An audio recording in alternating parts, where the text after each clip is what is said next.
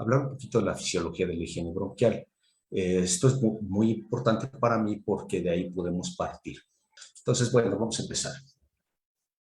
El moco es una glucoproteína producida tanto por células, así como por glándulas mucosas. Entonces, entendemos que las secreciones no se acaban. Entonces, nosotros producimos aproximadamente 250 mililitros en 24 horas en condiciones normales. Esto de acuerdo a mi sustento teórico. ¿De qué está compuesto el moco? Un 95% es agua, 2% glucoproteínas, 1% carbohidratos, huellas de lípidos, ADN, además de restos celulares y otros elementos extraños. Entonces entendemos que esto viene contenido en el moco, pero estamos hablando de condiciones normales.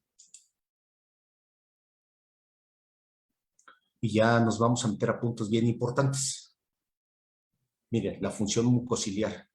Entonces, estas células cilíndricas que nacen por ahí a nivel medio de la vía aérea baja y que tienen como función empezar a cargar el moco de abajo hacia arriba por medio de estas células y llega a laringe, donde se puede deglutir o bien podemos expectorar. Es bien importante la hidratación. Como ustedes lo han visto en los hospitales, a veces llegan los abuelitos deshidratados al hospital y a veces se tienen que intubar por alguna situación y entonces el médico al momento de hacer la laringoscopía con una pinza extrae moco sólido. Entonces, porque son abuelitos que no toman casi líquido. Entonces, ese es un punto muy importante. Ustedes lo hacen cuando sustituyen, cuando se intuba un paciente, pues a través de los sistemas de humedad. Pero bueno, es bien importante, si retomamos el punto previo, decíamos que el 95% es agua, pues hay que tener un paciente hidratado. Eso a veces se nos olvida. Este es un punto muy importante, el reflejo de oxígeno. Entonces, la tos es el mecanismo más importante de higiene bronquial.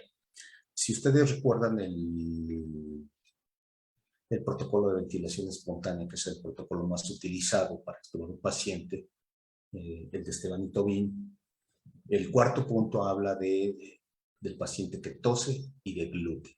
Entonces, es el mecanismo más importante para mantener o desobstruir las vías aéreas bajas. Si un paciente no tose y un paciente no deglute, entonces ese paciente a veces se puede desconectar de la ventilación mecánica, pero no se extuba, porque no tiene la capacidad de manejo de secreciones. Entonces, en el hospital de especialidades en el siglo XXI, pues es un problema muy serio y no para mí, para todos ustedes en la práctica diaria, siempre nos están pidiendo que les ayudemos con el tema de las secreciones. Y ahorita no quiero entrar en un debate porque lo vamos a hacer más adelante. Y bueno, la posición. Entonces, un paciente que está de cúbito ventral en una sola posición, pues se altera esto y entonces las secreciones por gravedad tienden a caer y a retenerse de manera importante. Entonces, este punto es un punto crucial también. A veces se nos olvida.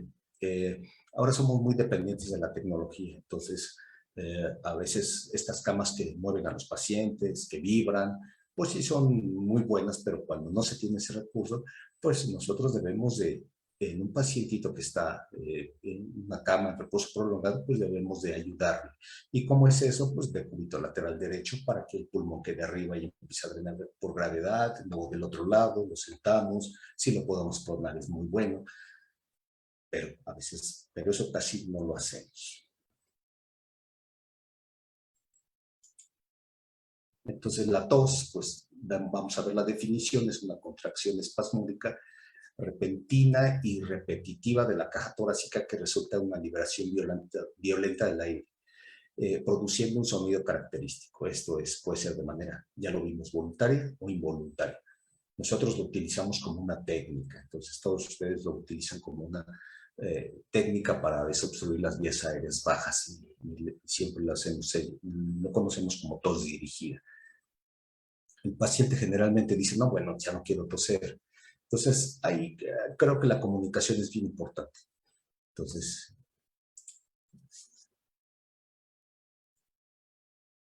¿cuáles pues son las causas? Y bueno, ya lo comentamos un poquito, esta puede ser de manera voluntaria o que se presente como un mecanismo reflejo. Entonces, a veces nosotros estamos hablando y estamos tomando líquido y a veces el líquido trata de burlar un poquito ahí a la epiglotis y entonces se desencadena este mecanismo y pues la tos nos salva. A veces no quiero decir que sea satanizado, pero a veces los pacientes lo que ya no quieren es toser. Entonces, sobre todo en pacientes que, vamos a hablar de procesos agudos, pues no es tanto problema, ¿no?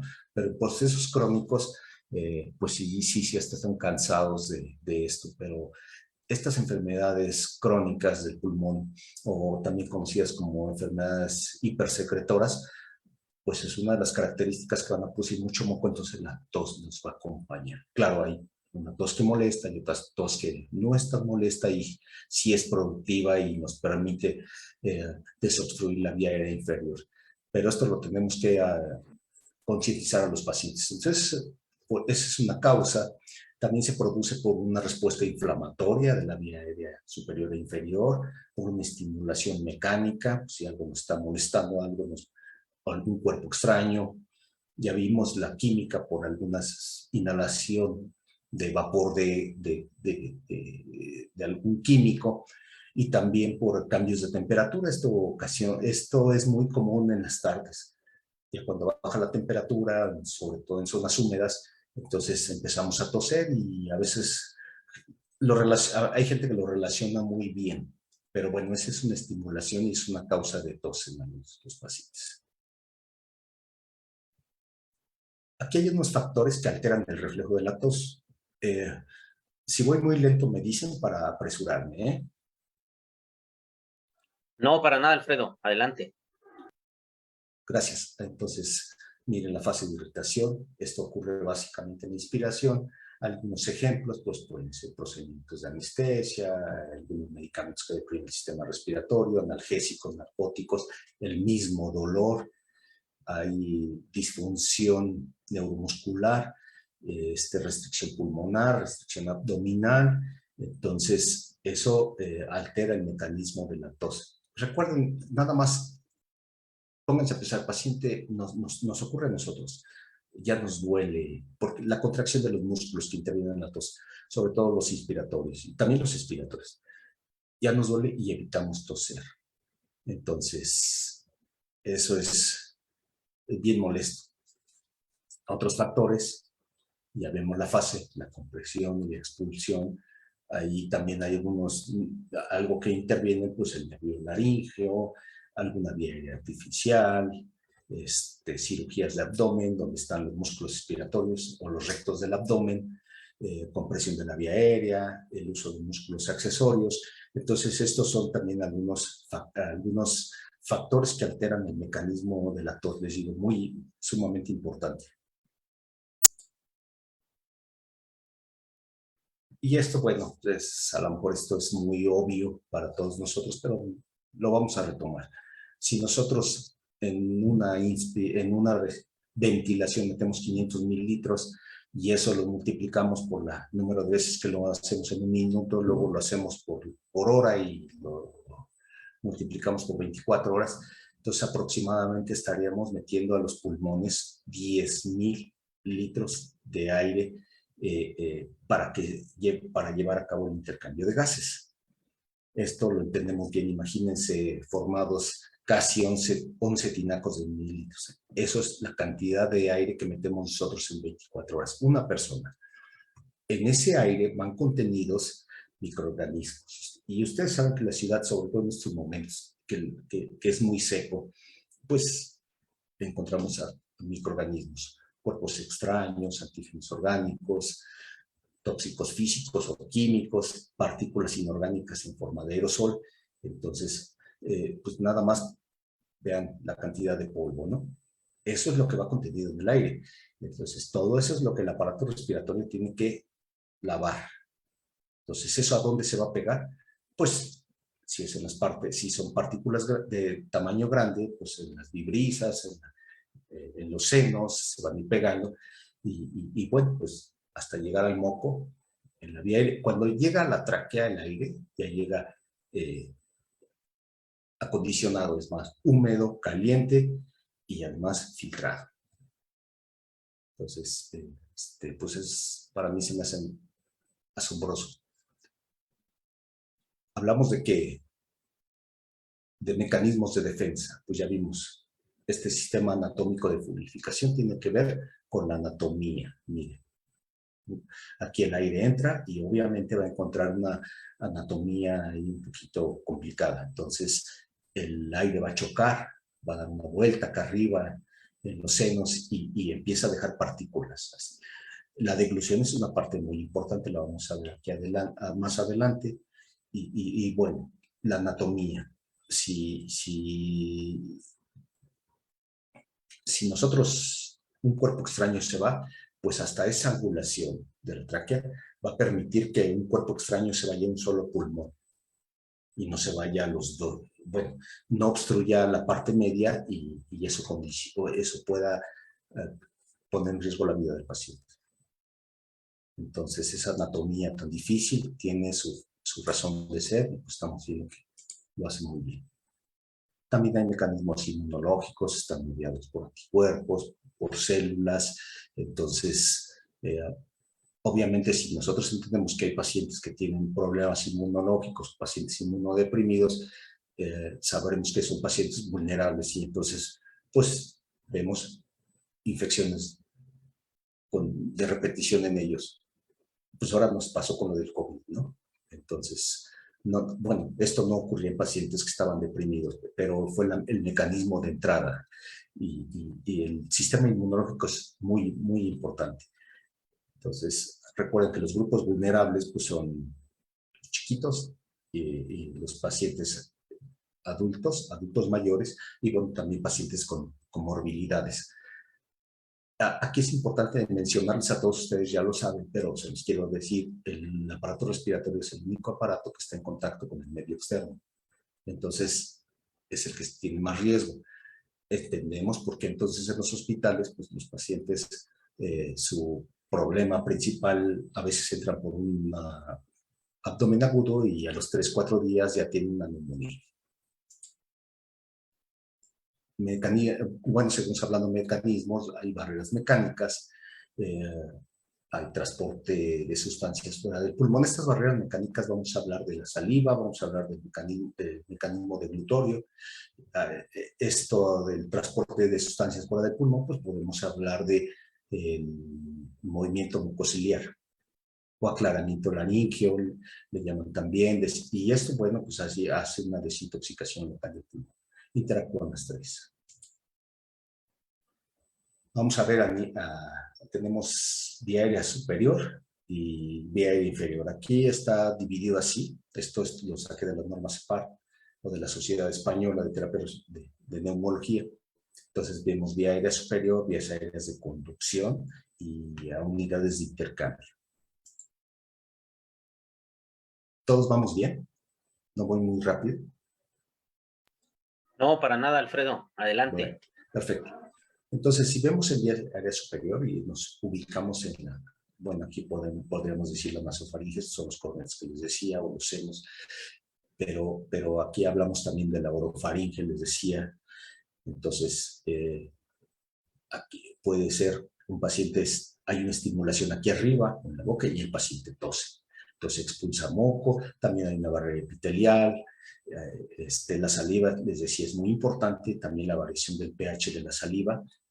No sé si ustedes se acuerdan, hace muchos años se querían enfermar, eso ya ahora no sucede, y entonces hacían un poquito de gárgaras con alguna solución ácida, ¿no? Vinagre, limón o bicarbonato. Había una variación del pH y funcionaba, pero ahora los bichos son mucho más agresivos. También las variaciones de temperatura funcionan.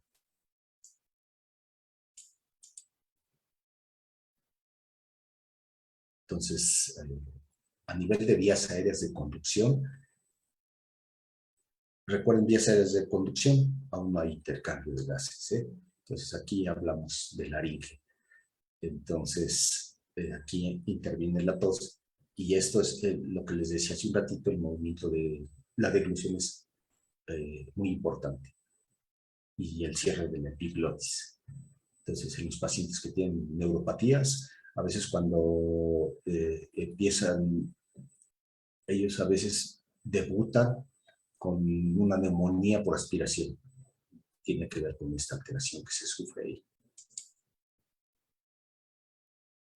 Todavía en vía aérea de conducción, pues aquí vemos a la tráquea y luego bueno, pues vemos la prolongación que es del mismo tejido. Vemos el bronquio principal derecho y el bronquio principal izquierdo. Entonces, nos damos cuenta que un cuerpo extraño, pues necesariamente se va a ir a donde está más ancho y donde está más vertical, y no a donde está más delgado y más horizontal. Entonces, esta angulación es muy importante.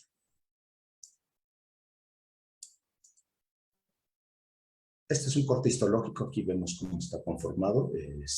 Aquí vemos el transporte mucociliar que hablábamos hace un ratito. Aquí hay una glándula que está secretando moco. Aquí estos que ven, estas son las células, estas células se llaman cilios y pues son las encargadas de cargar el moco, les decía, de abajo hacia arriba. Entonces lo van dejando, es como una ola, la abierta, se agacha y la que sigue y así.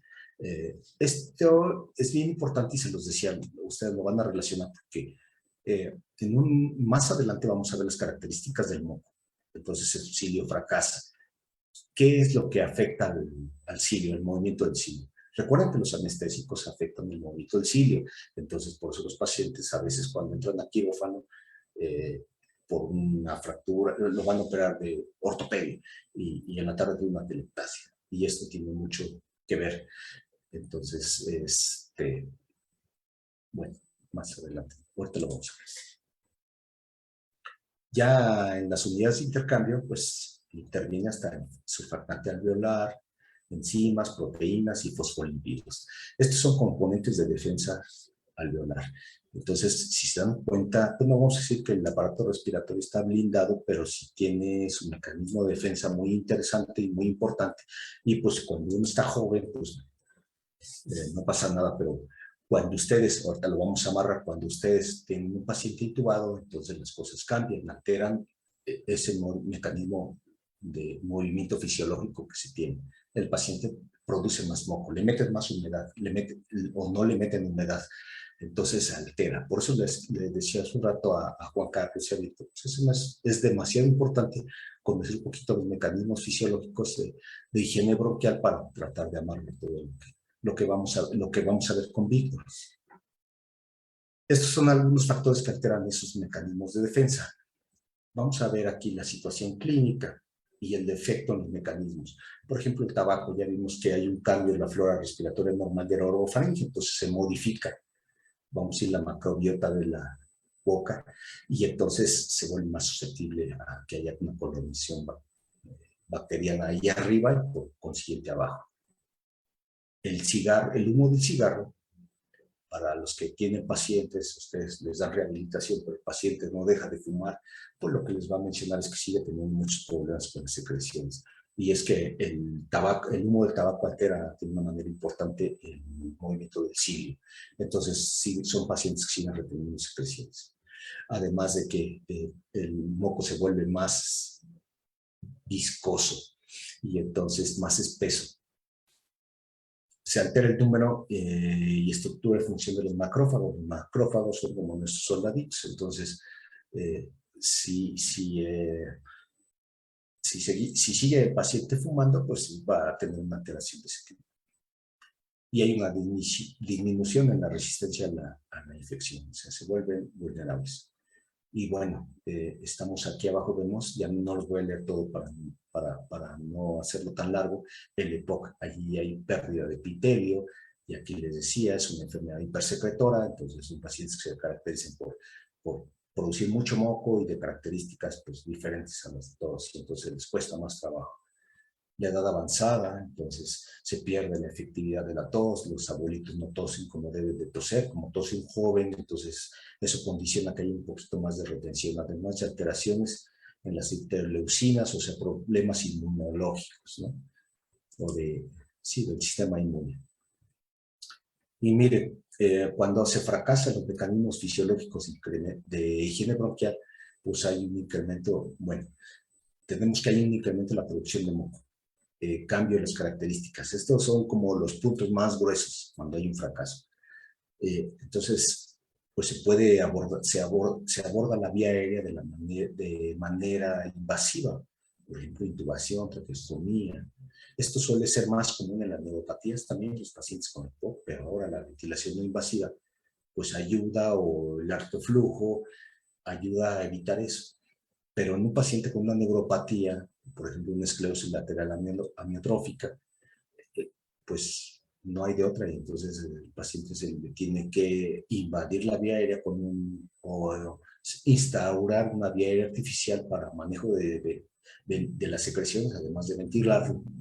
Les digo, los pacientes con EPOC hay gente que lo hace muy bien y les va de maravilla. Víctor tiene mucha experiencia en ellos. Y entonces, pues ahí están estas técnicas y procedimientos, vean, el IPPB, un aparato del COFACIST, o a veces intubarlos y aspiración de secreciones, ya sea con un sistema abierto o con un sistema cerrado. Entonces, creo que hasta aquí solamente les daré la definición, que ustedes la conocen muy bien. La aspiración de secreciones, pues es la extracción de secreciones bronquiales de nivel superior y medio, de inferior no se llega de ninguna forma. Ahí las tenemos que hacer a través de fisioterapia, nos sirven mucho, de utilizar la gravedad a nuestro favor. También hay pacientes que cooperan mucho y pueden toser si están conscientes y tienen una vía artificial, y nosotros podemos aspirarlos y pedirles que tosan para que la aspiración no sea tan agresiva. Entonces, eso se hace a través de una sonda y por medio de vacío en pacientes que tengan capacidad para expectorar. Pero a veces el paciente sí tiene la capacidad. Y lo más triste o lo más lamentable, que yo me he pasado mucho con los alumnos en los talleres en el cuarto con el paciente, a veces al paciente no lo veía intubado, estaba despierto, pero no se comunican con ellos. Entonces eso es lamentable que no lo hacemos. A veces nosotros lo hacíamos, platicábamos con él un poquito, bueno, platicar es un decir, nos comunicábamos, le pedíamos que tosiera, lo hacía bastante bien y era padrísimo. Es padrísimo eso, pero se les ha olvidado. De los objetivos generales de este procedimiento es, como bien lo decía Juan Carlos al inicio, evitar la obstrucción de la vía aérea, el taponamiento, se hacen tapones, entonces se hace un tapón, pues obviamente se hace una teletasia, esa parte seguramente recuerden la composición del moco, entonces si en un ambiente hospitalario, pues ahí va a haber un proceso infeccioso seguramente más adelante. Entonces, otro objetivo de la aspiración secreciones es mejorar los mecanismos de la higiene bronquial y proporcionarle confort al paciente.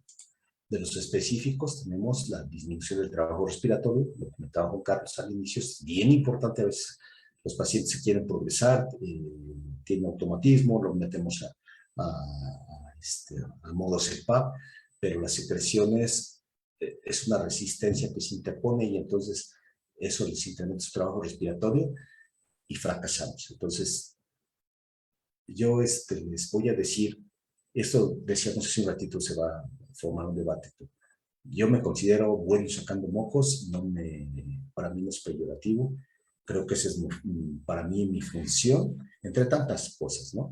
Pero a mí me place decirlo, como que eso no deberíamos enfocar todos nosotros, porque a veces ya no queremos, esto lo dejamos a un lado, es una función de la enfermera y cosas de ese tipo, ¿no? Siempre ponemos un sistema de humedad y creemos que meterle más agua nos va a ayudar, y a veces no, es todo lo contrario. Al quitar de estos objetivos específicos, al quitar las secreciones, se mejora la ventilación, por consiguiente la oxigenación, y como bien decía Juan Carlos, se disminuye el riesgo de neumonía hospitalaria. Entonces, al hacer esto, el monitoreo, ¿qué debemos de monitorear cuando nosotros hacemos este procedimiento? Cuando ustedes lo hacen y seguramente consideran siempre el monitoreo antes, durante y después del procedimiento. Si hay una alteración de los constantes vitales, vamos a decir si hipertensa o si hipotensa, pues se suspende. Aquí, en un ratito más vamos a hablar de esto, pero tiene implicaciones legales. Si tú haces un procedimiento y el paciente hace paro y el paciente muere, pues vas a tener un problema legal. Entonces siempre es bien importante el monitoreo. A veces lo hacemos y ni siquiera nos vemos la hoja de enfermería o nosotros, o le ponemos el oxímetro. Es bien importante escuchar los ruidos respiratorios, entonces pues no se puede mejorar lo que no se mide, entonces pues tú tienes que escucharlo y si el paciente no está ventilando, pues no lo vas a aspirar. Creo que eso queda en un segundo plano, ¿no? Tienes que comentar y por qué razón no hay ruido respiratorio. O si son ruidos gruesos de secreciones, pues entonces puedes proceder. La saturación es el punto más importante. El patrón respiratorio, que a veces puede obedecer el incremento del trabajo respiratorio a secreciones. Es bien importante la frecuencia cardíaca, ya vimos la TA, pues un electro no creo que lleguemos a tanto, pero si el paciente está intubado, sí podemos ver si los parámetros ventilatorios, ¿no? Por disminución de la presión, mejor que el volumen incremente. Tenemos que tener mucho cuidado en los pacientes neuroquirúrgicos por el incremento de la presión intracraneana, ¿no? Y valorar siempre el esfuerzo del motor, lo que les decía. De las consideraciones especiales es valorar siempre el estado del paciente. Y esto parece redundante y no sé, pues ustedes pueden decir, sí, pues a mí me lo indicaron, no. Sí te lo pueden indicar, pero si tu paciente está hipotenso, tiene arritmias, el paciente es un paciente terminal y tú ya lo aspiras, ese procedimiento puede ser letal, puede desencadenar la muerte. Y entonces el paciente puede estar, la familia puede estar consciente, pero el dolor emocional en ese momento cambia la forma de pensar de los pacientes. Les podría contar anécdotas. Yo conozco gente que ha tenido de inhaloterapia, que se ha tenido que cambiar de lugar, gente que lo han querido volver, cosas de ese tipo, por situaciones de este tipo. Esto de tomar en cuenta los posibles riesgos, pues ya les decía, ¿no? Desde hipoxemia, arritmias, pérdida del estado despierto. No quiere decir que no lo vamos a hacer y que nos tenemos que espantar, ¿no? Generalmente se hace todos los días, se hace a cada momento, pero tienes que tomar en cuenta siempre esto, tienes que comunicarte con el familiar, incluso con el paciente. Te voy a aspirar, posiblemente voy a hacerlo con mucho cuidado, espero que la sonda no sangre, pero muchas veces sangran. Entonces, ellos a veces te echan la culpa a ti. No, bueno, pues es un riesgo de esa técnica. Y bueno, pues esto a mí no me gusta ponerlo, es como decir en las técnicas de aspiración y secreciones que las enfermeras empiezan a presentar sus temas y dicen lavarse las manos, pues ya, digo, ya, creo que ya quedó atrás, ¿no? Hay alguien que no lo haga. Entonces, siempre hacerlo en las mejores condiciones. Aquí hay que tomar en cuenta ciertas medidas que disminuyan las complicaciones y minimizar el procedimiento. Ya les decía un poquito. Si el paciente piensas que puede sangrar porque ya lleva algunos días situados, entonces puedes utilizar una sonda tal vez más delgadita, pues incluso lubricarla. No sé, eso ustedes lo saben mejor, ¿no? Las medidas universales de protección y seguridad, bueno, pues les vuelvo a repetir, eso ya no vamos a entrar, todos deben de conocerlas y a usarlas. Este es el punto que yo les decía hace un ratito, informar al paciente y al familiar del procedimiento que se va a hacer. Aquí hay contraindicaciones relativas y absolutas. Entonces, las absolutas, pues ya saben, el paciente está chocado, el paciente está en paro y a veces lo quieren desconectar lo quieren desconectar para aspirar. Eso está en un segundo plano, ¿no?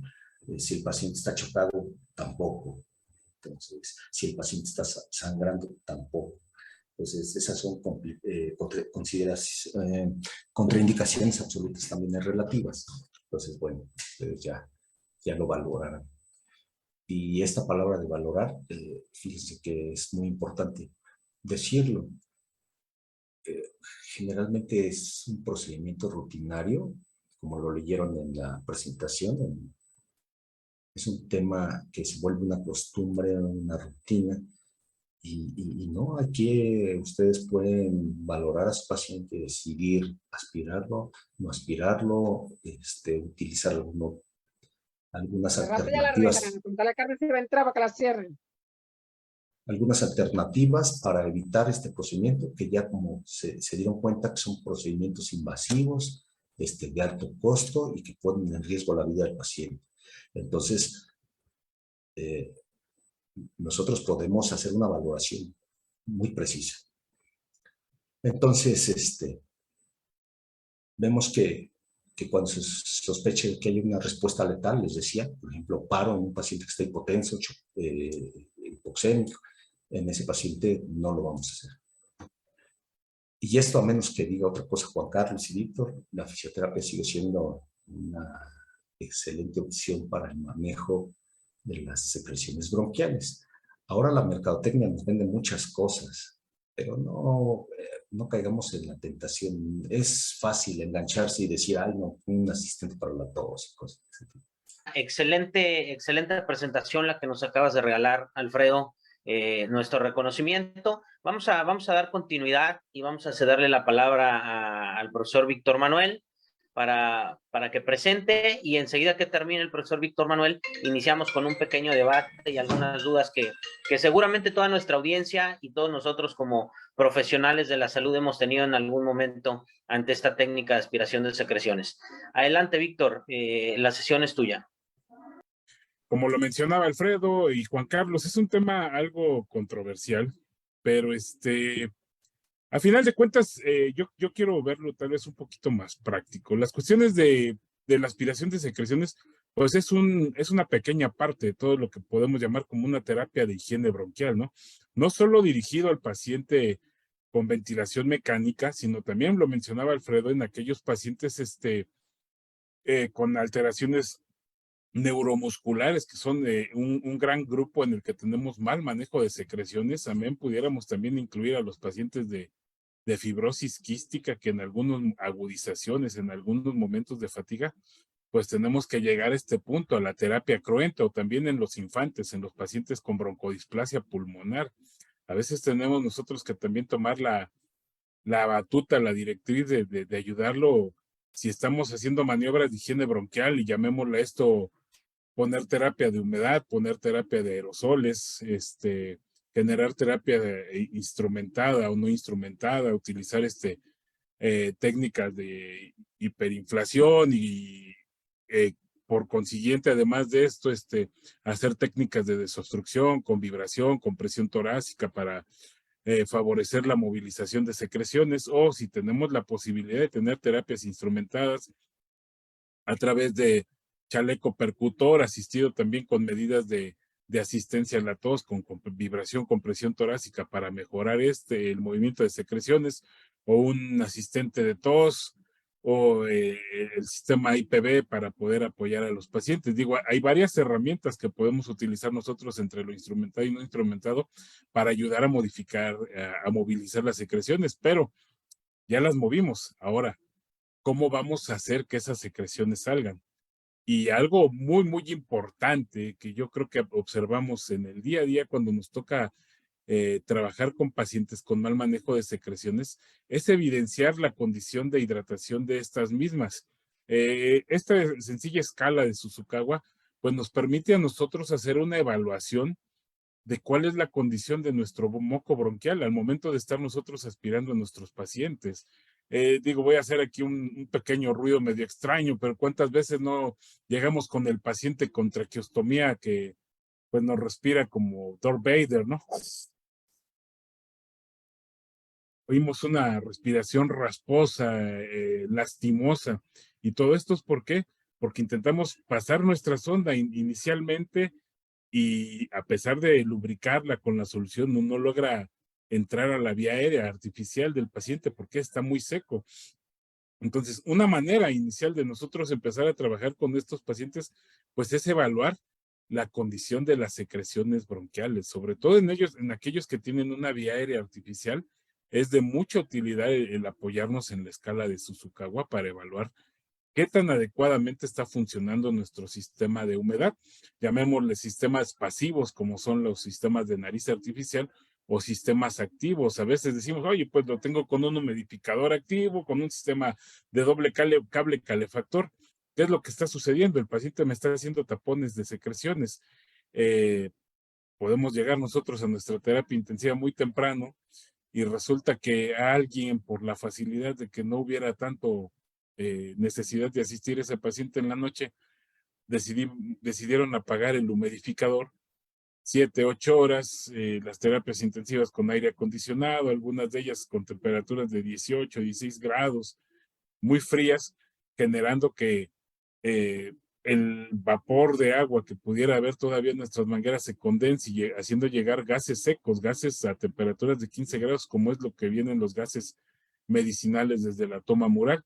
Entonces, nuestros pacientes están sometidos muchas horas o expuestos más bien a respirar gases con un alto déficit de humedad y invariablemente, ¿en qué termina esto? En que nosotros tengamos pacientes con secreciones mal hidratadas, con un mal manejo.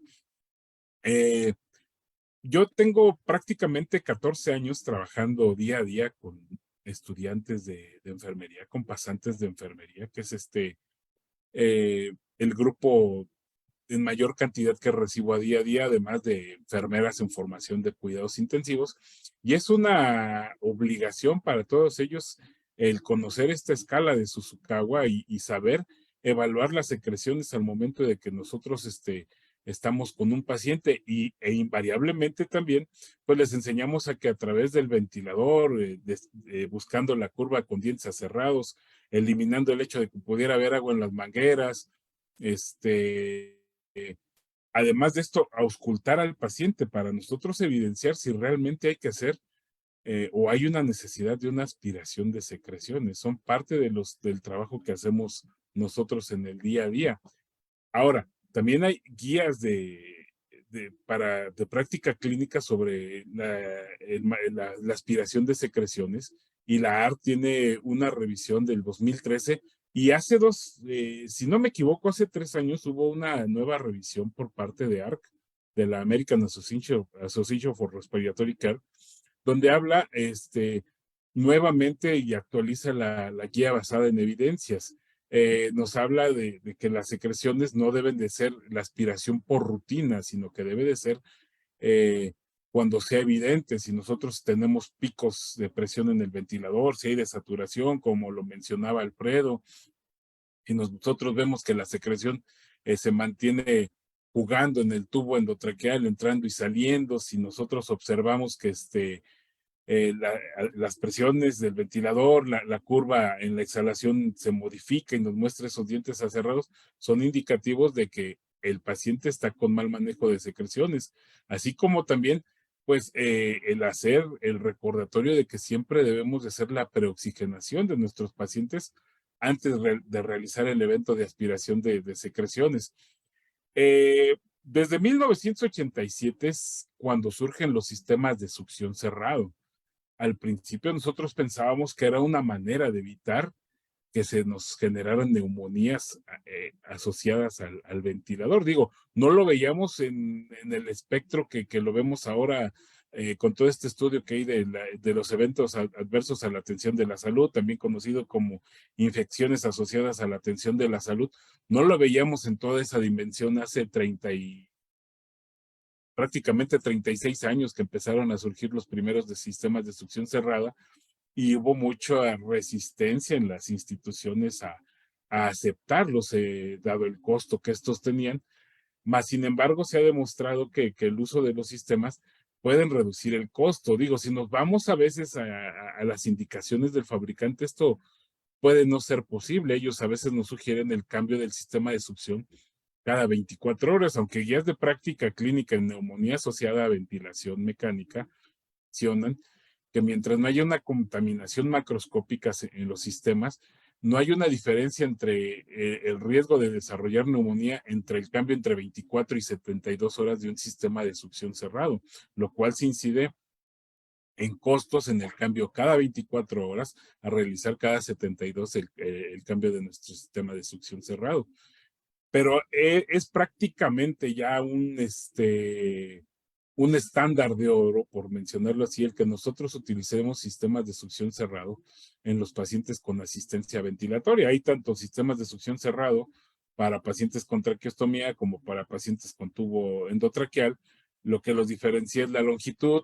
Tenemos, en promedio para el paciente adulto, tenemos 4 tallas o 4 medidas, el de 10 frames, 12, 14 y 16 frames, que iría para pacientes que requieren un tubo endotraqueal del 9,5 o 10, hasta un tubo endotraqueal del 5. Siempre debemos de buscar que no ocupe más del 50% de la luz de nuestra vía aérea. Y para pacientes neonatales tenemos 3 medidas, 5, 6 y 8 French, que van desde medidas para tubo endotraqueal desde 2 French hasta 4.5 French en el caso de los recién nacidos. Es más fácil identificar cuál es el que le quedaría a nuestro paciente recién nacido, ya que ahí los fabricantes en el adaptador que conecta hacia el ventilador y hacia el sistema de succión cerrado, normalmente ponen tres medidas de adaptador. El 2, 2,5, 3 French para el del número 5, para el del número 6 ponen 2,5, 3 y 3,5 French, y subsecuentemente para el de 8 French, 3, 3,5 y 4 French en relación al tamaño del tubo endotraqueal, para que el adaptador conecte tanto el sistema de succión cerrado como el sistema de aspiración. Muchas veces nosotros utilizamos sistemas de succión cerrado, buscando que la sonda sea lo más grande posible. Yo les pudiera platicar que a veces nosotros pues tenemos pacientes con asistencia mecánica ventilatoria en domicilio por años, y ahí en estos pacientes, pues para que esto sea cada vez menos deleterio y lastimoso, a veces nos vamos al calibre más pequeño, en el de 10 French, y esto nos permite tener una vía aérea bien permeable, amén de que esto no va solo, sino con las otras medidas de apoyo a la higiene bronquial, como es la movilización del paciente, el que tenga un sistema de humedad, ya sea sistema de narices artificiales o sistema de humedad activa adecuado, que esté manteniendo las secreciones en condiciones adecuadas del paciente. Y ahí me detuve un poquito en el paciente con ventilación en domicilio, pero ahí también nos afecta otro factor que a veces en el hospital es más fácil tomarlo en cuenta.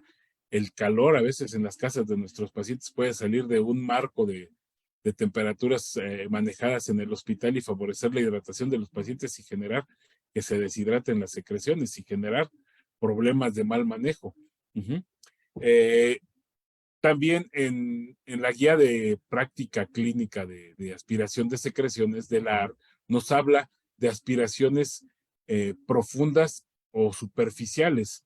Nosotros sabemos que la longitud de nuestros tubos endotraqueales, me voy a dirigir ahorita principalmente a tubos endotraqueales de adulto, que la longitud es de 30 a 32 centímetros. Si ustedes checan sus sistemas de succión cerrado, vienen también numerados en cuanto a la longitud que tiene el equipo.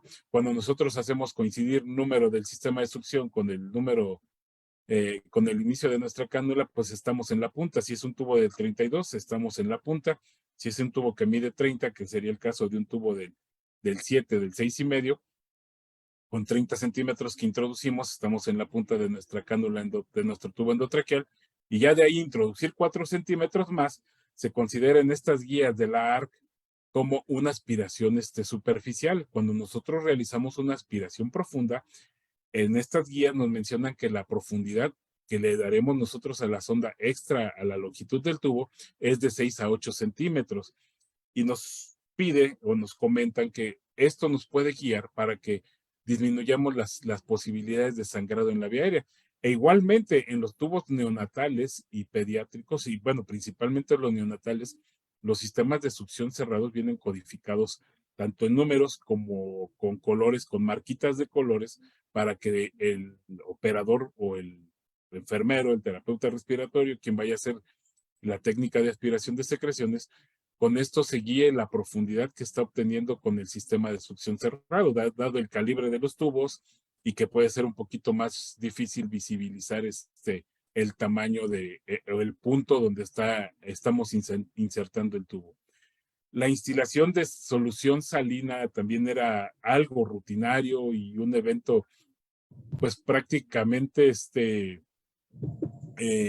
me voy a hacer esta analogía, ¿no? Lo hacíamos a veces en los hospitales como si fuéramos un pueblo originario, con todo mi respeto para los pueblos originarios, como un uso y costumbre. Un uso y costumbre de que cada vez que yo aspiro, tengo que instilar 5 o 10 centímetros de agua, sin haber visualizado previamente cuál es la condición de mis secreciones.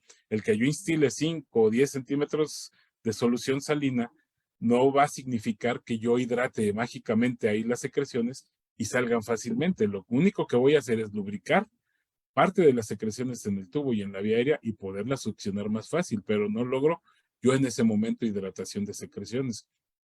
Amén de que también afectamos al factor surfactante, es por lo que no debemos de hacer rutinario esto, la aplicación de soluciones instiladas de manera rutinaria cada vez que nosotros realizamos una aspiración de secreciones. Ya lo mencionaba yo, el uso de los sistemas de succión cerrado se ha vuelto pues prácticamente un estándar, un gol estándar en el adulto. A veces en nuestras áreas neonatales, pediátricas, hay un poquito más de resistencia al uso de los sistemas de succión cerrado, porque son todavía algunas técnicas que en nuestros departamentos nos cuesta trabajo cambiar, de que yo aspiro, instilo solución, doy algo de presión positiva con la bolsa de reanimación y posterior a esto vuelvo a aspirar. Ahí yo muchas veces les digo, oigan, bueno, si ustedes auscultan al bebé, si vemos que la curva en el ventilador está dibujándose sin inconsistencias, si no han cambiado los volúmenes corrientes, dado que normalmente hay una tendencia todavía en nuestras unidades neonatales a manejar por presión a estos pacientes, si yo veo que mi volumen no varía mucho y no hay cambios en las fugas, pues me está diciendo que estoy logrando una buena ventilación. Entonces, y no requiero aspiración, pero si hay cambios en esto y yo ausculto y encuentro secreciones, pues es momento de hacerlo.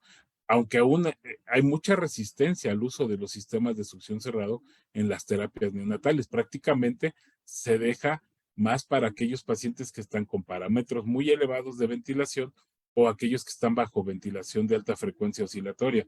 Ajá. Nosotros debemos de evitar que en estas técnicas las desconexiones de manera continua. Hablaba yo de eventos adversos asociados a la salud o infecciones asociadas a la atención de la salud. Conectar y desconectar a nuestro paciente es mucho más deleterio y mucho más incrementar el riesgo de infecciones en ellos. Entonces, si yo estoy haciendo aspiración en una vía aérea artificial, entre menos desconecte yo a mi paciente del ventilador, es mucho más seguro para ellos y menos sus riesgos de una infección asociada a la atención de la salud. Les mencionaba yo de los calibres, que en los pacientes adultos podemos ocupar el 50% de la luz de la vía aérea artificial, en el recién nacido y en el pediátrico se recomienda que esta no ocupe más del 30% para no hacer un robo tan grande de aire en el momento en que yo realizo la succión, y también se recomienda que el proceso de succión dentro de la vía aérea no se alargue por más de 15 segundos. En la última revisión de esta guía también se nos menciona que nosotros no realicemos más de 4 intentos de aspiración de secreciones. Si nosotros hacemos 2 intentos y aspiramos secreciones y en el tercer intento yo ya no aspiro, succiono secreciones de la vía aérea de mi paciente, en ese momento detener el procedimiento, más sin embargo, si en la tercera aspiración hay presencia de secreciones, realizar una cuarta y permitir al paciente recuperarse. De manera personal, nosotros le damos una importancia muy grande en el día a día a la auscultación y a la evaluación clínica del paciente. Revisar ruidos respiratorios, no solamente en el paciente que tenemos sometido a ventilación mecánica, sino aquellos pacientes que tenemos con traqueostomía, con aporte de humedad y oxígeno. También hacemos evaluación de los ruidos respiratorios para evaluar si nuestro paciente en ese momento requiere aspiración de secreciones.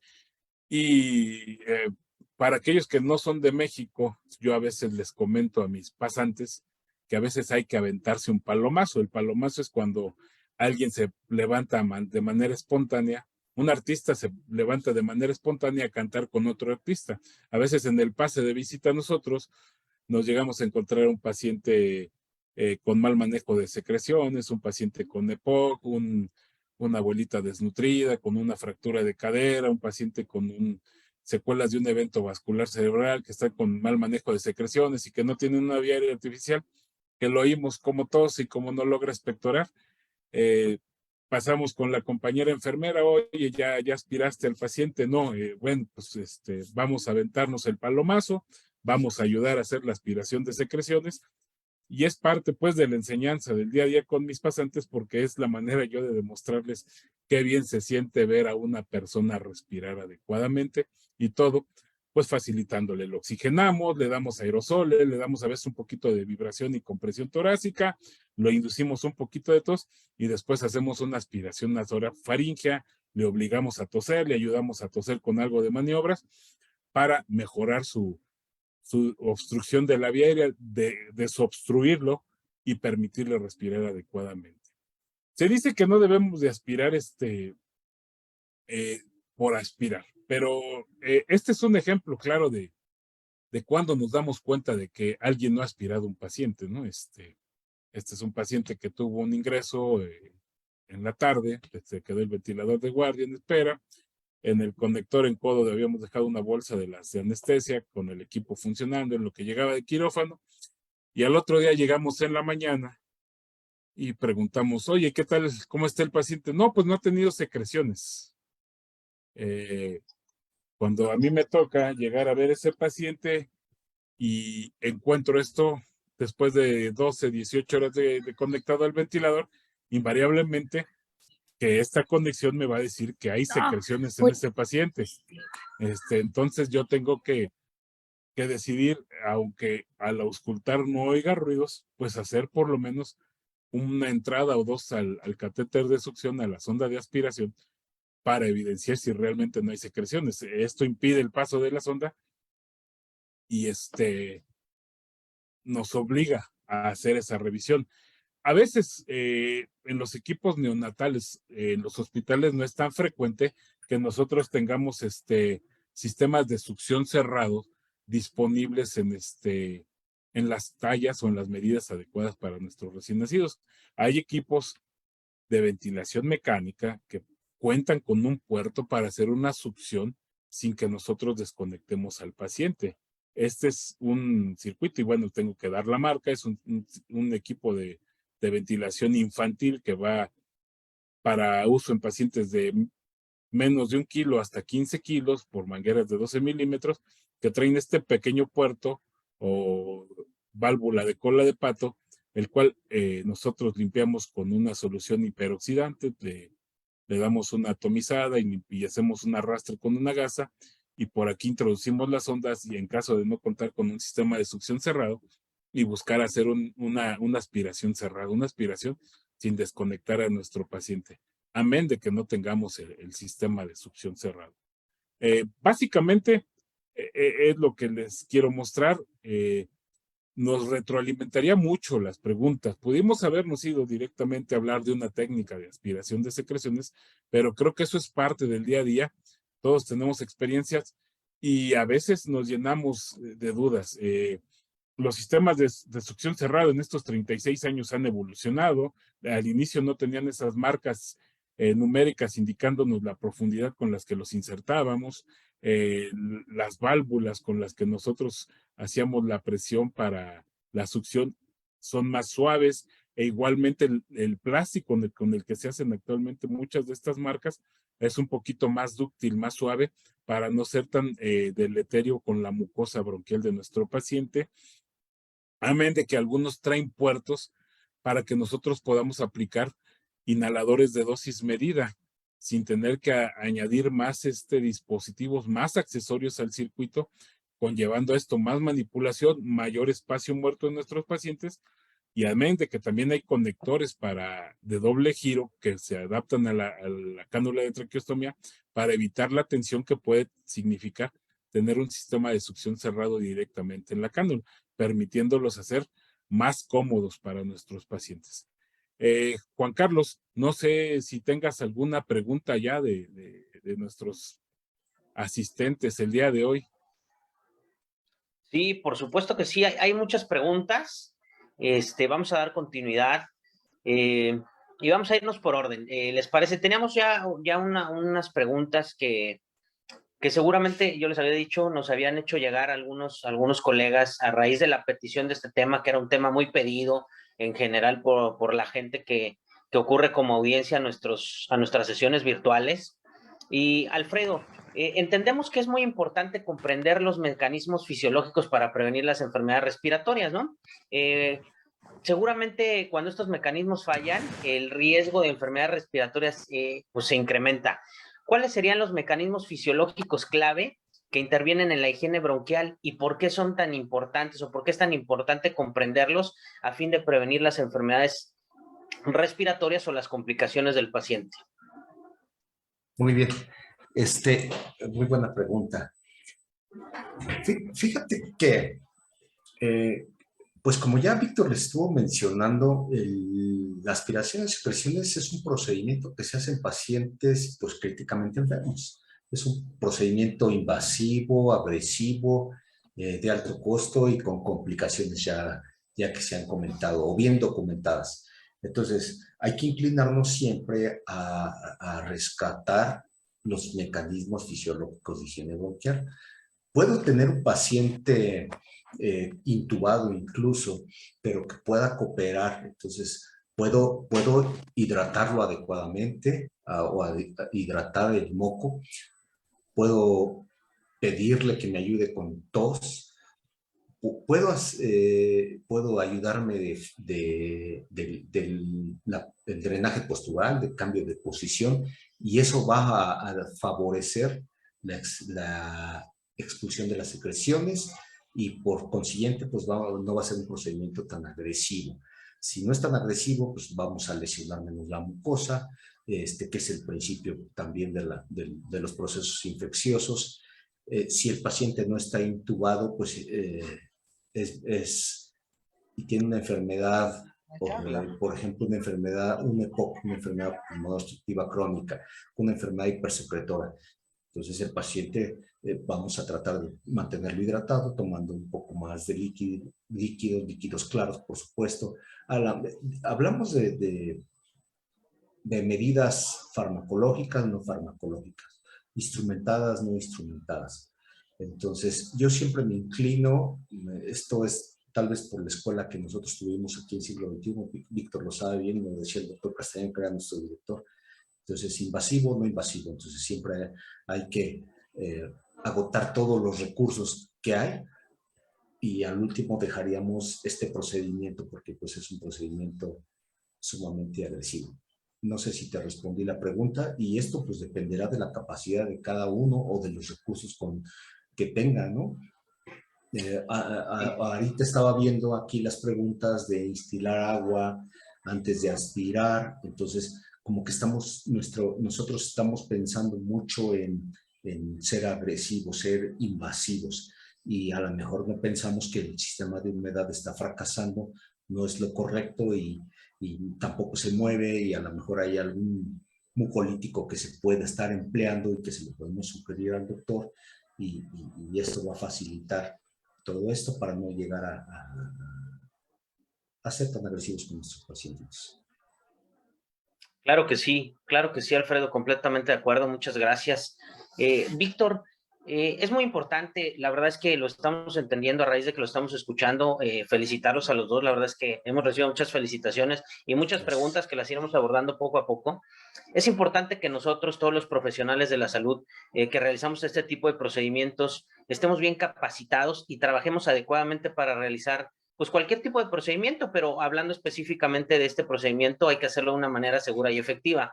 A raíz de eso, Víctor, la decisión de aspirar las secreciones en pacientes, por ejemplo, en ventilación mecánica, ¿se basa únicamente en la evaluación clínica o existen pautas muy específicas que deben seguirse para minimizar, por supuesto, los riesgos asociados a este tipo de procedimientos? Mira, sí, Juan Carlos, creo que para los que tenemos muchos años en esto, antes era bien común que nos dejaran la indicación de aspiración de secreciones 2 veces por turno o 3 veces por turno. Y esto es parte de los problemas que nos llevan a las infecciones asociadas a la atención de la salud, a hacer un procedimiento por rutina. Yo te puedo comentar que nosotros en el día a día, cuando hacemos el pase de visita, nosotros con los pacientes que tenemos con ventilación mecánica o con una vía aérea artificial, pues verificamos, uno, que el sistema con el que le estamos aportando humedad, sean narices artificiales o sistemas de humedad activa, funcionen bien, auscultamos al paciente, verificamos cómo ha estado el ventilador en cuanto a las presiones generadas. Si tengo un paciente que el día de hoy me estuvo trabajando en modo por presión, con presiones inspiratorias de alrededor de 20, pero ha habido un decremento en el volumen corriente y no hay broncoespasmo, pudiera yo arguir que son secreciones, amén de que pues yo hago ahí una revisión como inquisitiva.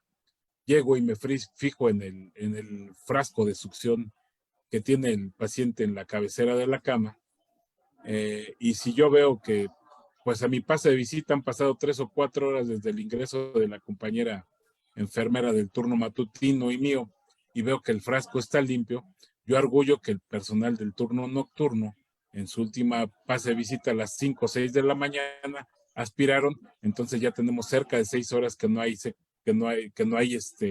una succión.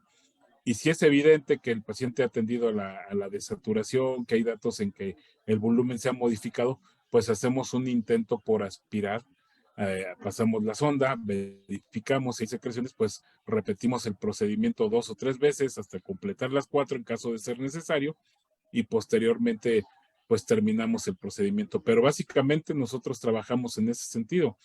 Auscultación del paciente, a veces es evidente, a veces no hay ni que auscultar, pasa uno y los ruidos generados por la secreción o la secreción presente en el sistema de succión cerrado o impactadas en la nariz artificial o en todo el sistema de succión cerrado, pues nos hace saber que hay secreciones y hay que hacer una limpieza de la misma vía y del tubo endotraqueal, permeabilizar las vías aéreas del paciente, pues. Muchas gracias, Víctor. Nuevamente regresamos contigo, Alfredo. Sabemos que la selección de las medidas de higiene bronquial más adecuadas para un paciente en particular o dependiendo el caso que tengamos, se va a basar, como bien nos lo han comentado ustedes a raíz de la charla, en la evaluación exhaustiva del historial médico, de la clínica del paciente, la naturaleza de la enfermedad, si es respiratoria o no, y otros factores. Basados en esto, ¿cómo se puede seleccionar las medidas de higiene bronquial más adecuadas para un paciente en particular? Teniendo en cuenta que pues, sabemos el historial, la naturaleza de la enfermedad y otros factores relevantes. Muy bien. Esta es una pregunta un poco complicada, pero bueno, vamos a tratarla. Fíjate que tal vez la voy a responder con una anécdota. En una ocasión, yo en la mañana estaba en Seguro Social, en la tarde en un hospital privado. En alguna ocasión llegó una pacientita con un MBC. Esta pacientita era una abuelita, entonces no tenía seguro social, no tenía seguridad social y entonces llegó ahí. Pero pues la operaron, hicieron ahí algunas cuestiones y se acaba el recurso. Entonces me dijo el doctor, no le vamos a hacer nada más, no va a pasar la terapia, ¿no? Dice, así es que, por favor, encárgate, llena de secreciones. Entonces lo que hicimos, pues fue, pensando en ella, su poca cooperación, por el problema neurológico que tenía, entonces nosotros empezamos a utilizar, no nebulizadores, los nebulizadores son, el 70% de las partículas se impactan en la vía aérea superior, entonces son partículas grandes. Entonces empezamos a utilizar fármacos inhalados, por ejemplo, acetilcisteína, y entonces a nosotros nos leyó la cartilla el doctor, nos dijo, no se va a intubar, no se va a hacer nada, la familia también nos dijo lo mismo, no hay dinero, entonces, ¿qué tenemos que hacer? Nos pusimos de acuerdo nosotros, y entonces a movilizar a la paciente con frecuencia, fisioterapia, y les voy a decir que días después se fue a la casa la paciente. Logramos hacerlo únicamente retomando estos aspectos que mencionó Juan Carlos, y a veces entonces entendemos que somos muy agresivos desde el inicio. Entonces, nebulizador. El nebulizador, ya les decía, son partículas de gran tamaño, se contaminan fácilmente. Entonces, es muy fácil que se les trepe un bicho y se infecten. El paciente manipula la mascarilla, no se lava las manos, o pocas veces le lavan las manos. Entonces, todos estos son riesgos. Y todo esto condiciona pues una infección respiratoria. Entonces, nosotros cuando empezamos ahora se puede utilizar hasta dispositivos externos, pero les cuento el caso donde ya no nos tenían atados de las manos porque no podíamos usar casi recursos. El paciente tenía, además de tener este diagnóstico, tenía lo que le llaman insuficiencia económica severa. Entonces, fíjese que a partir de eso, entonces nos pusimos a trabajar, pusimos a rescatar los mecanismos fisiológicos de higiene bronquial, movilizarla con frecuencia, reposo fuera de cama estricto, es decir, en la mañana reposé, fisioterapia pulmonar, y la verdad es que nos sorprendió la evolución de la paciente. Entonces, creo yo que a partir de esto entendimos que a veces estamos utilizando recursos y a veces no estamos consiguiendo el objetivo. No sé si contesté. Y fíjate que aquí alguien me preguntaba, y qué bueno que me metí con los nebulizadores. Entonces, ya les dije, ¿no? A veces no se consigue lo que se quiere con eso.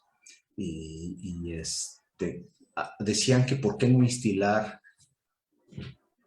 antes de aspirar. La pregunta es de Valentín y Vanessa. En el laboratorio, en el bioterio de ahí del Centro Médico Siglo XXI con el doctor Vázquez de Ana, ¿saben cómo se inducía lesión pulmonar aguda en los cerditos que estaba instilando agua? Entonces, Víctor lo dijo muy bien, lava el surfactante alveolar. Entonces, tenemos que tener una práctica muy crítica, valorar, como bien decía Juan Carlos, valorar siempre qué voy a hacer. Entonces, yo les dije, aquí depende de la capacidad de cada quien, de los recursos que tenga, y para llevar a cabo una práctica, pues una práctica muy profesional, ¿no?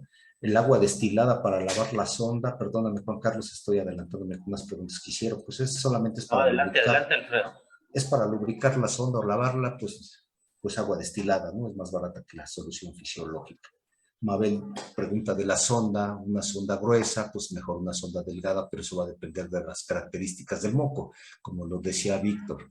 Entonces, yo te sugiero siempre utilizar lo más delgadito y tal vez no aspirar con tanta frecuencia. No sé si contesté correctamente o me pasé. Muchas gracias, Alfredo. Víctor, en algunas ocasiones, y seguramente que a todos nos ha pasado, al uso de los broncodilatadores sabemos que pues, tenemos un riesgo de complicaciones, ¿no? No sé, hipotensión o arritmia cardíaca. Debe evitarse en pacientes estas contraindicaciones, debe evitarse el uso junto con la aspiración de secreciones, es decir, deberíamos de considerar el uso de broncodilatadores antes de realizar la aspiración de secreciones con pacientes, por ejemplo, con enfermedades respiratorias. Y en esa misma pregunta, o bueno, ¿cuál sería el impacto potencial de esta estrategia o resultados clínicos a raíz de la seguridad del paciente, ¿no? Buscando la seguridad para el paciente. Bueno, mira, yo te pudiera comentar que a veces hay que considerar también que hay pacientes que no solo es la secreción, puede haber también de componente espástico, pueden estar con broncoespasmo y puede ayudarnos el que nosotros antes de iniciar el proceso de aspiración, si es que el paciente tiene una vía aérea muy sensible, si nosotros protejamos iniciando el broncodilatador para abrir un poco nuestras vías aéreas y al momento de estimular no sea tan, no generemos más hiperreacción ni generemos broncoespasmo. El pensar que el broncodilatador es una manera de fluidificar las secreciones, no, realmente lo que nos va a fluidificar es la solución salina, el vehículo que se está utilizando para el medicamento para hidratarlas tal vez, pero hay pacientes que a veces sí tienen una vía aérea muy hipersensible y hay que que apoyarnos un poquito con broncodilatación. Pensemos en aquellos pacientes que nosotros llevamos con reinfecciones ya en el ventilador, ya que están con traqueostomía, que están con el ventilador y han tenido procesos de reinfección y a veces tienen reinfecciones con patógenos que son muy agresivos, como Acinetobacter, como Pseudomonas, como Streptofomonas, que tienen muy maltratada la vía aérea y además muchas veces pues estos bichos le pegan a pacientes que tenemos nosotros ya con un estado inmunológico comprometido. Muchos de ellos fácilmente nos hacen broncoespasmo. El agregar el broncodilatador en ellos puede ser una herramienta y tenemos que evaluarlo. Yo creo que con cada paciente. Hay algunos que invariablemente tú haces aspiración de secreciones, si están bien hidratadas las secreciones, no hay ningún problema. Por ahí vi también una pregunta de Facebook Live, que alguien nos preguntaba que cuál era el mejor sistema de humidificación, si sistemas pasivos o sistemas activos. Yo creo que aquí hay que tomar muy en cuenta las condiciones de nuestros pacientes. Pacientes con desequilibrio hidroelectrolítico y que los tenemos con sistemas pasivos, invariablemente que nos van a hacer taponamientos de secreciones. Si hemos tenido oportunidad de trabajar con un paciente con fibrosis quística que tiene que ser asistido con ventilación mecánica, es un alto riesgo con el que estamos jugando. Ese paciente puede toser y puede obstruirnos totalmente la nariz artificial, amén de que vamos a favorecer todavía que esas secreciones sean todavía más adhesivas al haber una pérdida de humedad. Pensemos también que hay pacientes que además del desequilibrio hidroelectrolítico, la condición pulmonar, si es que están con una falla respiratoria, los puede llevar también a que lo empiecen a manejar con balances negativos de líquidos. Entonces, hay varios puntos o variables que tomar en cuenta, ¿no? Si la condición de hidratación de mi paciente es adecuada, pudiera yo mencionarles, por ejemplo, los pacientes con una vía aérea artificial en domicilio, mencionaban por ahí un paciente con T de Montgomery, los pacientes con T de Montgomery o que utilizan el botón traqueal para respirar, es un paciente que no tiene una cánula de en el caso del botón traqueal es un tubo para mantener permeable nuestro estómago. La T de Montgomery es una férula para aquellos que han recibido una plastía traqueal. Esos pacientes a veces tienen una respiración mixta, respiran tanto por nariz y boca y por el estómago de traqueostomía. En esos pacientes hay que estar muy al pendiente de que ellos estén cuidando adecuadamente su hidratación. Nuestros pacientes llegan en algunos momentos a ser muy metódicos y muy celosos de seguir las indicaciones.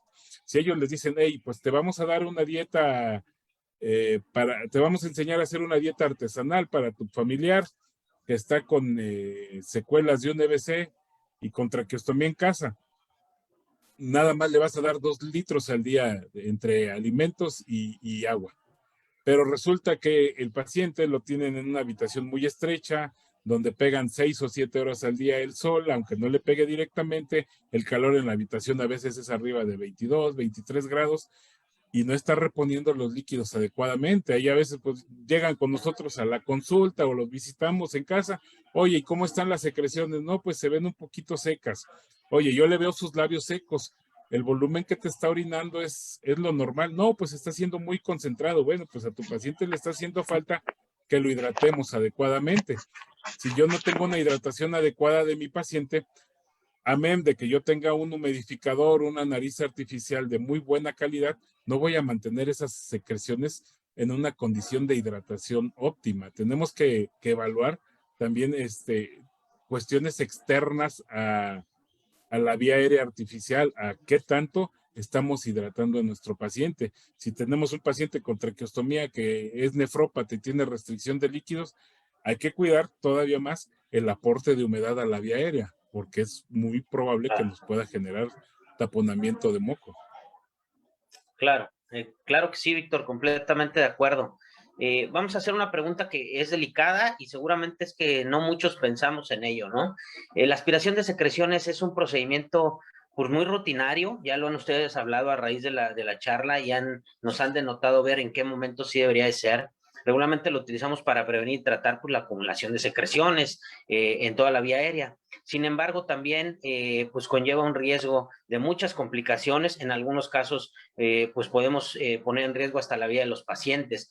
En este contexto, y me gustaría hacer la pregunta, Alfredo, pero si la quieres contestar también después, Víctor, adelante. ¿Cuáles serían las implicaciones, primero, éticas y luego legales de llevar a cabo la aspiración de secreciones, sabiendo que es un procedimiento médico que conlleva un riesgo pues con muchas complicaciones, pero también de muerte, ¿no? ¿Y cómo se podría abordar estos aspectos para la toma de decisiones clínicas? Muy bien. Sí, es complicada la pregunta, pero bueno, vamos a tratar de resolverlo. Bueno, te voy a expresar lo que yo pienso y todo esto que yo pienso está basado en mi experiencia. Entonces, fíjate que en un aspecto ético, a veces el paciente o la mayoría de las veces dijeron costumbres, rutinas, una rutina, aspiración y secreciones por horario. Yo no me quiero meter en problemas con el turno siguiente. Eso le pasa a las intensivistas, ¿eh? Espero que no se moleste si hay algún intensivista. Es por horario. El paciente, ella ya no auscultan al paciente, ya no valoran a su paciente y lo haces. Ese es un aspecto ético. No sé si está de acuerdo, Víctor. Entonces, pero si no lo hacen así, se meten en un problema. Entonces, para evitar medio problemas, mejor someto al paciente a un procedimiento agresivo. Eso es con relación a los aspectos éticos. A los aspectos legales. Si tú no valoras adecuadamente tu paciente para realizar este procedimiento y el paciente tiene alguna situación deletérea, alguna situación grave e incluso hasta letal, entonces vas a tener una implicación legal. Te pueden demandar y hace algún tiempo se demandaba en los hospitales del sector público y el que respondía a la demanda era el jefe de servicio y el médico tratante. En la actualidad no. Si tú estás implicado, tú vas a responder por tu acción. Se hacen peritajes y van a determinar si tú hiciste este procedimiento y el paciente estaba chocado, tenía RCP3, no sé, alguna situación. Y entonces eso te llevaría a una demanda, a una implicación legal. Muchas gracias, Alfredo. ¿Algo que quisieras complementar, Víctor? Mira, sí, creo que ahora, actualmente estamos en las áreas de la salud, estamos todos expuestos, ¿no? A riesgos de demandas. A veces lo que nosotros hacemos en el pase de visita es proceder de manera inversa como normalmente lo hacemos, ¿no? ¿Qué hacemos? Vamos a hacerle un procedimiento a su paciente, nos tiene que esperar afuera. En el hospital en el que yo trabajo, llegamos a tener 46 ventiladores colocados. Tenemos una terapia de adulto de 8 camas y 13 posiciones pediátricas neonatales. Los demás los llegamos a manejar en hospitalización. ¿Qué hacemos a veces? Pues el familiar que está ahí no se quiere salir. Oiga, pues mire, vamos a hacer este procedimiento. Tu familiar tiene mal manejo, tiene secreciones, no las puede expectorar porque hay un tubo, tenemos que hacerlo nosotros por él. Pero si tú quieres quedarte, por nosotros no hay problemas, hay riesgos, él está muy lábil, está oxigenando bajo, pero si yo le dejo esas secreciones, invariablemente que va a haber un momento en que el aire no pase a través del tubo. Hay algunos familiares que se muestran resistentes, hay otros, no, pues mire, qué bueno que se lo hacen, ayuda a mi familiar. A veces es una cuestión de sensibilización hacia el derechohabiente. Digo, yo soy de la teoría o de la idea de que muchas veces el conflicto que nosotros vivimos día a día con aquel al que es nuestro derechohabiente o al cual estamos proveyendo nuestros servicios de salud, lo retiramos de ver aquellos procedimientos que suelen ser un tanto cuanto agresivo con los familiares. Yo les voy a contar que hace algunos años con un médico intensivista me dice, oye, ayúdame a cambiar una cánula de traqueostomía, un niño de tantos años, y sí, doctor, vamos. Y llegamos y el papá, no, yo quiero ver. Ok, sí, pues sí, si quiere, quédese. Estábamos preparando, limpiamos el estoma, preparamos la cánula, el doctor me dice, la quitas, la pones como usted quiera. La quitó él, me pidió que yo la colocara, la limpia, y de repente ya no vimos al papá. El papá se nos desmayó, dice, no, pues es que no me avisaron, dice que esto iba a ser así. Dice, bueno, pues es que esto se hace así, no vamos a decir, a ver, a la cuenta de 3 la quitamos y la ponemos. No, digo, yo creo que a veces es esto, una cuestión de sensibilización. Y más, yo creo que después de este tiempo de pandemia en el que se le satanizó tanto al apoyo respiratorio. Digo, el apoyo respiratorio salvó a muchas personas, pero también llegó a un punto de ser satanizado, ¿no? De que la gente, no vayas a un hospital porque te van a conectar a un ventilador y te vas a morir. Oye, bueno, pues ¿cómo no te vas a morir? Digo, y aquí estamos entre pura gente de largo. ¿Cómo no te vas a morir si en tu casa te estuviste esperando hasta estar con un tanque de oxígeno o con 2 tanques de oxígeno a 20 litros por minuto, con 2 tanques de oxígeno en casa? Y cuando tú llegas al hospital para ver qué se te puede hacer, dices, pero no me intuben. Cuando aquel que te está recibiendo en un hospital ya sabe que tu condición es muy, muy terrible, tus pulmones están muy dañados y que tal vez la última oportunidad en esa ventana que todavía le quedaba es intubar y dar asistencia mecánica ventilatoria, ¿no? Hemos llegado a ese punto, pues. Sí. Intento contestar así, pero yo creo que Sí, es claro. parte de esto que nos han querido vender ahora con flujogramas de la humanización de los servicios de salud, ¿no? La Claro. comunicación y el ser humano no necesita flujogramas, ¿no? Necesita contacto y expresarlo unos con otros para así hacer ver al usuario que no estamos haciendo algo por querer dañar a su familiar. Yo creo, no creo que haya alguien en este espacio que vaya a un hospital a hacerle daño a alguien, ¿no?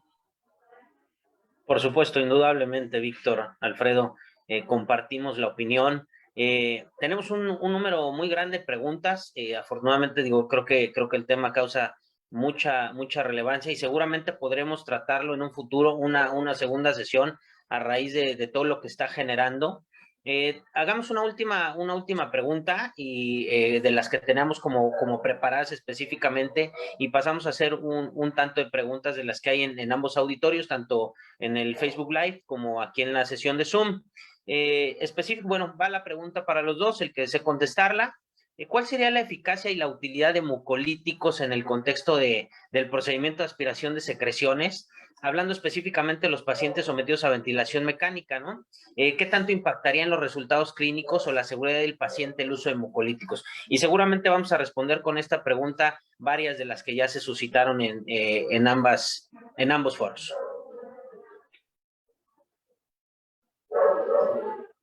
Sí, adelante, Alfredo. Bueno, en la actualidad solamente tenemos por vía inhalada, si quisiéramos nebulizar o aerolizar algún fármaco, solamente tenemos la ciclicisteína, pero de alto costo y no la encuentras fácilmente. Pues el mucolítico pues cambia las características viscoelásticas del moco, entonces pues lo idóneo sería usarla, sobre todo en los pacientes intubados. De hecho, lo que hacen en otros lugares o en otros países para reducir la aspiración de secreciones es camas que se mueven, camas que vibran, mucolíticos parenterales, sistemas de humedad eficientes, no desconectar al paciente para que no se infecte, y circuitos con cable calefactor. Todo esto se utiliza. Aquí no lo utilizamos, aquí a veces no contamos ni con eso. Entonces, si me dices el uso de los mucolíticos, es formidable, cambian las características, previo al procedimiento de aspiración, es una maravilla. Lo importante es tener el recurso. Ok. Víctor. Cuando la secreción es hialina y fácilmente desplazable, creo que salen de sobra. Cuando el paciente ya está infectado, cambia de color la secreción, invariablemente es una herramienta muy útil. Hago un anticomercial, el Pulmozyme alfa dornasa, es solo un mucolítico específico para fibrosis quística, no ayuda en nada a los pacientes con neumonías de otro tipo. Pulmozyme solamente es para paciente con fibrosis quística. Se utilizan también algunas soluciones hipertónicas, ¿no? el Hipersal al 3 y al 7%, sí ayudan, pero obviamente que hay que ser coayudante con técnicas, no irnos con una sola herramienta.